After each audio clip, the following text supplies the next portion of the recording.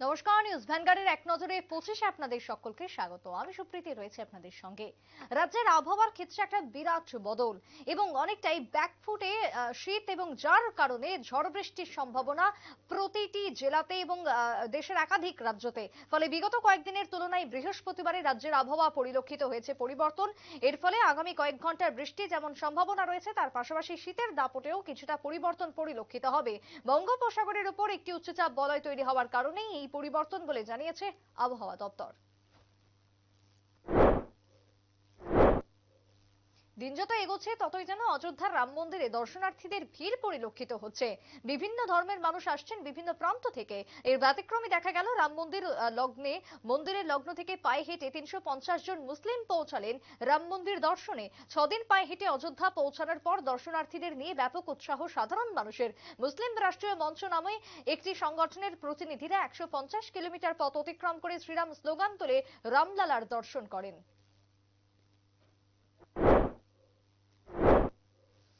শুধু রাজধানী নয়, গোটা রাজ্যে বেড়ে গেছে চোরেদের উপদ্রব। বুধবার রাতে ধর্মনগর হাসপাতাল রোডে সুদাম নাথের বাড়ি থেকে চুরি হয়ে যায় একটি বাইক। এরপর ধর্মনগর থানায় সকালে মামলা করে বাইকের মালিক সৌরভ নাথ।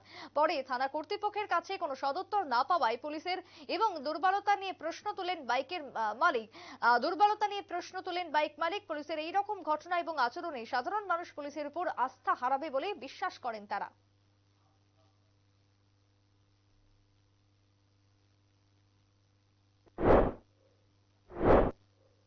রাজ্য ক্রিকেট সংস্থার নবগঠিত কমিটি গঠনের প্রক্রিয়া শুরু হয়েছে। বর্তমান সময়ে ক্রিকেট ক্লাব এবং মহকুমার অ্যাসোসিয়েশনগুলো প্রতিনিধি পাঠানোর কাজ চালাচ্ছে। ফেব্রুয়ারি পর্যন্ত চলবে এই প্রক্রিয়া। 2রা ফেব্রুয়ারি এবং তারপরে শুরু হবে নির্বাচনকে সামনে রেখে 6 জনের অ্যাপিক্স কমিটির জন্য নমিনেশন পেপার দাখিল করার কাজ চলছে রাজ্য ক্রিকেট সংস্থায়। বৃহস্পতিবার বেশ কয়েকজন ক্লাব ক্রিকেটার প্রতিনিধি নমিনেশন জমা দিলেন রাজ্য ক্রিকেট সংস্থায়।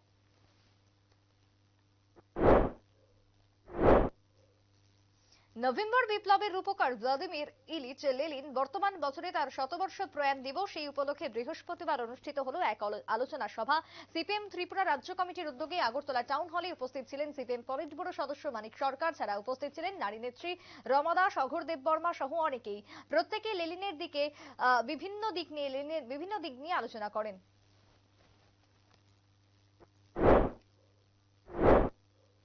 সংসদ ভবনের অন্তর্বর্তীকালীন বাজেট পেশ করলেন অর্থমন্ত্রী নির্মলা সীতারামন।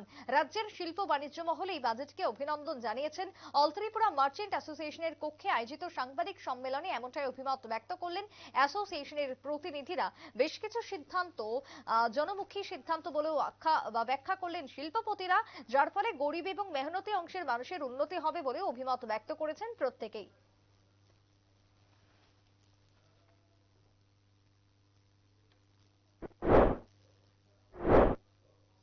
গত 5 বছরে রাজ্যে বিজেপি শাসন সহ স্বসহায়ক দলের সংখ্যা 50,000-এর বেশি, যা পূর্বতন বাম সরকারের সময় ছিল মাত্র 5,000। এবং বৃহস্পতিবার প্রতাপগড় ইংরাজী মাধ্যম বিদ্যালয়ে স্বসহায়ক দল এবং এনজিও মহিলাদের নিয়ে শিক্ষা পে চর্চা অনুষ্ঠানে শক্তিবন্ধন কর্মসূচির অভিমত প্রকাশ করলেন পশ্চিমবঙ্গের বিধায়িকা রূপা মিত্র চৌধুরী। উপস্থিত ছিলেন আগরতলা পৌর নিগমের mayor Dipak Majumdar, deputy mayor Monika Das Dutta সহ অনেকেই। পরীক্ষা পে চর্চা কর্মসূচিকে কেন্দ্র করে ব্যাপক সাড়া পরিলক্ষিত হয়। রাজধানীতে অনুষ্ঠিত হলো 51তম রাজ্যভিত্তিক বালবৈজ্ঞানিক প্রদর্শনী র্যালি। বৃহস্পতিবার দুপুরে উমাকান্ত ময়দান থেকে শুরু হয় কর্মসূচি। রাজধানীর বিভিন্ন স্কুলের প্রায় 1200 ছাত্রছাত্রী অংশগ্রহণ করেন র্যালিতে। ছাত্রছাত্রীদের পাশাপাশি বিভিন্ন স্কুলের শিক্ষক শিক্ষিকারাও অংশ নেন। মূলত শিক্ষাঙ্গন থেকে ছাত্রছাত্রীদের মধ্যে বৈজ্ঞানিক চিন্তা চেতনার বিকাশ ঘটানোর লক্ষ্যে এই র্যালি প্রদর্শিত হচ্ছে, এমনটাই অভিমত দপ্তরের উপ অধিকর্তা অম্বালিকা দত্তের।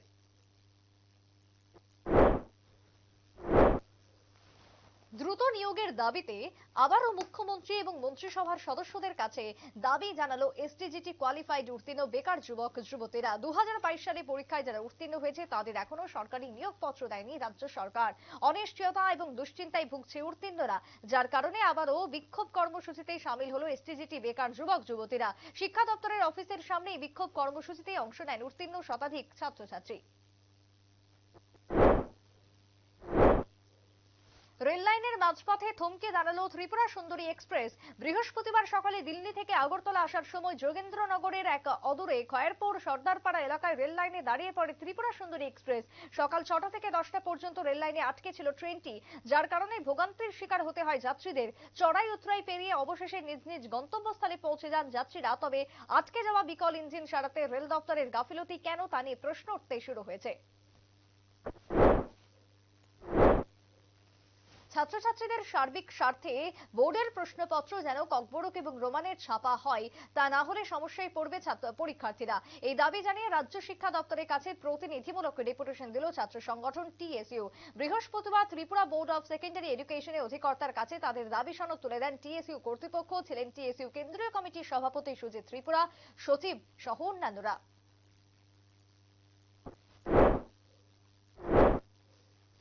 সৌরভ গাঙ্গুলি রাজ্যের পর্যটনের ব্র্যান্ড অ্যাম্বাসাডর হওয়ার পর পর্যটন ক্ষেত্রে রাজ্যে ব্যাপক উন্নতি ঘটেছে। সম্মেলনে এই তথ্য তুলে ধরলেন পর্যটন মন্ত্রী সুশান্ত চৌধুরী। জানান, 2022-23 মৌসুমে রাজ্যে পর্যটকের আগমন হয়েছে প্রায় 84,217 জনের। সরকারের আয় হয়েছে প্রায় 1,02,10,000 টাকা। কিন্তু সৌরভ গঙ্গোপাধ্যায় ব্র্যান্ড অ্যাম্বাসাডর হওয়ার পর অক্টোবর এবং নভেম্বর মাসে রাজ্যে পর্যটক এসেছে 1,55,183 জন। সরকারের আয় হয়েছে 1,23,13,000 টাকা।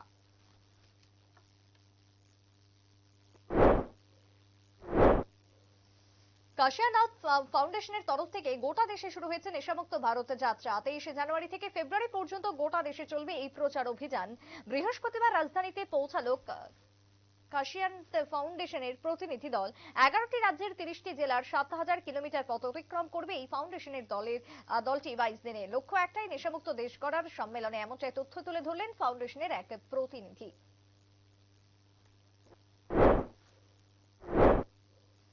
আগরতলা গভর্নমেন্ট মেডিকেল কলেজে রেডিওলজি বিভাগে একাধিক সুযোগ পেয়ে থাকেন রোগীরা, যার মধ্যে রয়েছে digital X ray, ultrasonography, CT scan, MRI এবং ইন্টারভেনশনাল রেডিওলজি পরিষেবা।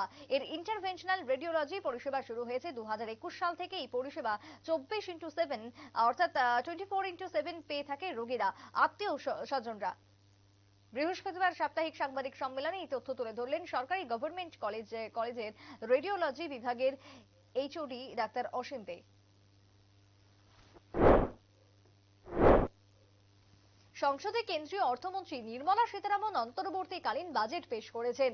এই বাজেটকে বিকশিত ভারতের নতুন পদক্ষেপ বলে বর্ণনা করলেন বিজেপির মুখ্য মুখপাত্র সুব্রত চক্রবর্তী। সাংবাদিক সম্মেলনে তিনি ঘোষণা করেন, এবারের এই বাজেটে গরিব, শ্রমজীবী এবং কৃষকদের সার্বিক উন্নয়নের দিকে নজর রেখে এই বাজেট পেশ করা হয়েছে, যার ফলে উপকৃত হবেন দেশের কয়েক কোটি অংশের মানুষ। সম্মেলনে উপস্থিত ছিলেন ত্রিপুরা প্রদেশ বিজেপি সাধারণ সম্পাদক বিপিন দেববর্মা সহ আরো অনেকে। কৃষি ক্ষেত্রে বড় ঘোষণা নেই, আয়কর হারে কোনো ছাড় নেই, রেল, সড়ক, পরিকাঠামো খাতেও বিরাট কোনো চমক নেই। মোট কথা, দ্বিতীয় মোদী সরকারের শেষ বাজেট বা ভোট অন অ্যাকাউন্ট কার্যত চমকহীন। সেভাবে দেখতে গেলে এবারের বাজেটের ঘোষণা বলতে শুধু 1 কোটি বাড়িতে সৌর বিদ্যুৎ, আবাস যোজনায় 2 কোটি বাড়ি, 3 কোটি লাখপতি দিদি তৈরির প্রতিশ্রুতি। এর কোনোটি সরকারি নির্বাচনকে প্রভাবিত করার মতন ঘোষণা নয়। সব মিলিয়ে মোদী শাহরা এক প্রকার নিশ্চিত 2024-এ রেকর্ড সংখ্যক আসন নিয়ে ফিরছেন তারা। প্রধানমন্ত্রী নরেন্দ্র মোদী ইদানিং সভা সমাবেশে প্রকাশ্যেই বলছেন, তার সম্ভবত সেই কারণে বাজেটে নির্মলা সীতারামন শুধুই সুদূর প্রসারী স্বপ্ন দেখিয়ে গেলেন, সেই সঙ্গে বিরত থাকলেন বড় ঘোষণা থেকে। সুপ্রিম কোর্টের নির্দেশে প্যানেল প্রকাশের পরদিনই প্রাথমিক নিয়োগ 2022-কে ঘিরে নতুন মামলা। কলকাতা হাইকোর্টে দ্বারস্থ সুমন্ত কোলে সহ বিএড ও ডিএলএড এর ডিগ্রিধারী 10 জন নিয়োগ প্রার্থী। মামলার অনুমতি বিচারপতি রাজশেখর মন্থর। আগামী শুক্রবার মামলার শুনানির সম্ভাবনা। মামলাকারীর দাবি, বিএড ডিএলএড থাকা সত্ত্বেও নিয়োগ প্রক্রিয়ায় অংশ নেওয়ার সুযোগ দেয়নি পর্ষদ। বিএড এ নম্বর বেশি থাকায় নিয়োগ প্রক্রিয়ার সময় বিএড ডিএড ডিগ্রি দেখান মামলাকারীরা। ইতিমধ্যে সুপ্রিম কোর্ট বিএড ডিগ্রিধারীদের প্রাথমিক নিয়োগ প্রক্রিয়ায় অংশ নিতে পারবে না বলে রায় দেন। এমতাবস্থায় বিএড এর পরিবর্তে ডিএলএড ডিগ্রি দেখাতে আবেদন করেন তারা। প্রাথমিক শিক্ষা পর্ষদ তা মানতে না চাওয়ায় হাইকোর্টের দ্বারস্থ মামলাকারীরা।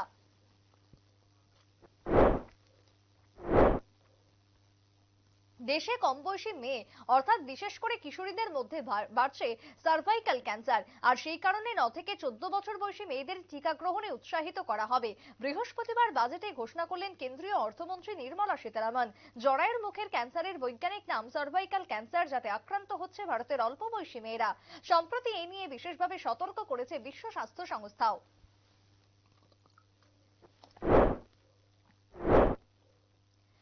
বৃহস্পতিবার উদয়পুরের তুলামুড়া বাজারের পাশে জঙ্গলে এক ব্যক্তির মৃতদেহ উদ্ধার। এই ঘটনায় চাঞ্চল্য ছড়িয়ে পড়ে তুলামুড়া বাজারে। ঘটনার খবর পেয়ে ঘটনাস্থলে ছুটে যান তুলামুড়া ফাঁড়ি থানার ওসি দীপদেব বর্মা। মৃত ব্যক্তির বাড়ি উত্তর তুলামুড়া রামকৃষ্ণ পাড়া এলাকায়, যার নাম মরণ দাশগুপ্ত, বয়স আনুমানিক 59 বছর। পুলিশ দেহ উদ্ধার করে ময়না তদন্তের জন্য গোমতী জেলা হাসপাতালে পাঠায়। সেই সাথেই পুলিশ এই ঘটনার তদন্তে নেমেছে।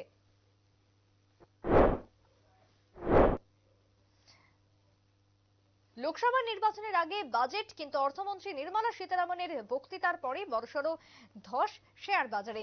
বৃহস্পতিবার বাজার খোলার পরেই শুরু হয়ে যায় বাজেট, কিন্তু বাজেট শেষের পরে এক ধাক্কায় অনেকখানি নামলো সেন্সেক্স ও নিফটি। ধাক্কা সামলে ফের ঘুরে দাঁড়াচ্ছে শেয়ার বাজার। তবে সকালের তুলনায় অনেকখানি পিছিয়ে রয়েছে সূচক। তবে বাজেট পেশের পর শেয়ার বাজারকে অক্সিজেন যোগাচ্ছে রাষ্ট্রায়ত্ত ব্যাংকগুলো। PSU, bank of India, Punjab ও Sindh bank, UCO bank, Canara bank সমস্ত ব্যাংকের শেয়ার বেড়েছে। বেশ কয়েকটি ক্ষেত্রে বৃদ্ধির হার 3% পর্যন্ত। সব মিলিয়ে ওয়াকিবহল মহলের অনুমান, দিনের শেষে খুব একটা ধাক্কা খাবে না বম্বে স্টক এক্সচেঞ্জের শেয়ার। পূর্ব ও উত্তর পূর্ব ভারতের দিকে পাখির চোখ রাখছে বিজেপি। এদিন লোকসভায় অর্থমন্ত্রীকে বলতে শোনা যায়, আমরা দেশের পূর্বাঞ্চলকে বৃদ্ধির আওতায় আনতে চাইছি, বিশেষ নজর পূর্বাঞ্চলের দিকে। তাই তার এই মন্তব্যকেই তাৎপর্যপূর্ণ মনে করা হচ্ছে। তিসরিবার মোদী সরকার, আবকিবার 400 পার। 2024 সালে লোকসভা নির্বাচনে নাকি এমনটাই টার্গেট বিজেপির। ভোটের টার্গেট 50%। আর সেদিকে তাকিয়ে বিজেপি যে নিশ্চিত আসনগুলোর সঙ্গে সঙ্গে নতুন নতুন টার্গেট তৈরি করছে, সে ব্যাপারে বিশ্লেষকরাও নিশ্চিত।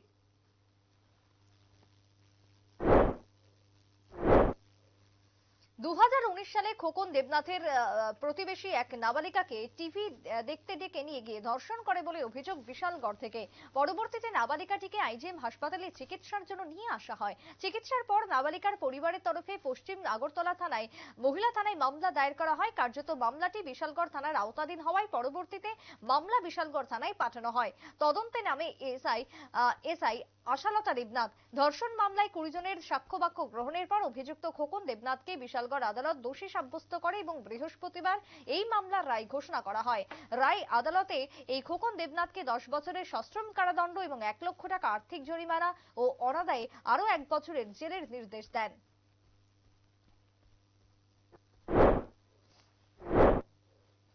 মোদী সরকারের অন্তর্বর্তী যে বাজেট, সেই বাজেটে অন্তঃসার শূন্য, জনতাকে বোকা বানানোর বাজেট। লোকসভা ভোটের আগে বাজেটে এই ভাষাতেই কটাক্ষ করলেন বিরোধীরা। তাদের অভিযোগ, বাজেটে বেকারত্ব ঘোচানোর কোনো উপায় নেই। বাজেটকে খোঁচা মেরে তৃণমূলের বঙ্গ সাধারণ সম্পাদক তথা মুখপাত্র কুণাল ঘোষ বলেন, অন্তঃসার শূন্য বাজেট, এক কথার জাগলারি ভাষার সস্তা চটক। সাধারণ মানুষের স্বস্তি নেই, প্রাপ্তিও নেই। প্রদেশ কংগ্রেসের সভাপতি অধীর রঞ্জন, তার কথাই এটা কি চাকরিহীনদের কর্মসংস্থানের বাজেট, নাকি লোকসভা ভোটের বছরে ভুল বুঝিয়ে মানুষের মন জয় করার চেষ্টা? দলেরই আরেক নেতা সচিন পাইলটের কথাই, অর্থমন্ত্রীর বাজেট ভাষণ শুনে মনে হচ্ছিল ভোটের প্রচার করছেন।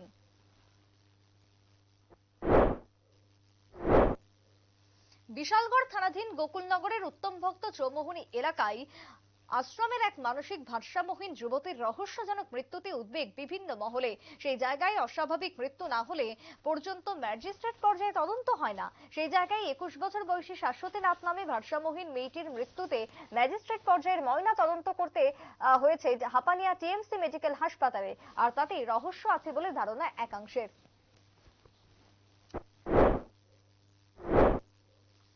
গত 1 মাসে ভারত ও মালদ্বীপের সম্পর্কের ফলাও চড়াও হয়েছে। ফাটল চওড়া হয়েছে দুঃখিত, এবং যার নেতিবাচক প্রভাব পড়েছে দ্বীপ রাষ্ট্রটির পর্যটন শিল্পে। ধাক্কা খাচ্ছে দেশের অর্থনীতি। ভারতীয় পর্যটকদের বিদেশে ভ্রমণের জন্য অন্যতম পছন্দ ছিল মালদ্বীপ। গত বছরের ডিসেম্বর মাসে সে দেশে পর্যটকদের নিরিখে ভারতের স্থান ছিল শীর্ষে, কিন্তু নতুন বছরে সেই ক্রম নেমে গিয়েছে পাঁচে। উল্লেখ্য, দেশের পাশে দাঁড়িয়ে মালদ্বীপের সমস্ত বুকিং বাতিল করে দিয়েছিল is my trip online travel এজেন্সির তরফে। জানানো হয়, প্রধানমন্ত্রী মোদীর লাক্ষাদ্বীপ সফর ঘিরে মালদ্বীপের সোশ্যাল মিডিয়ায় নানা অপমানজনক মন্তব্য করা হয়েছে, তাই মালদ্বীপে কোনো বুকিং করবে না সংস্থাটি। অন্যদিকে মালদ্বীপে না গিয়ে লাক্ষাদ্বীপে ছুটি কাটানোর পক্ষে সওয়াল করেছেন দেশবাসী।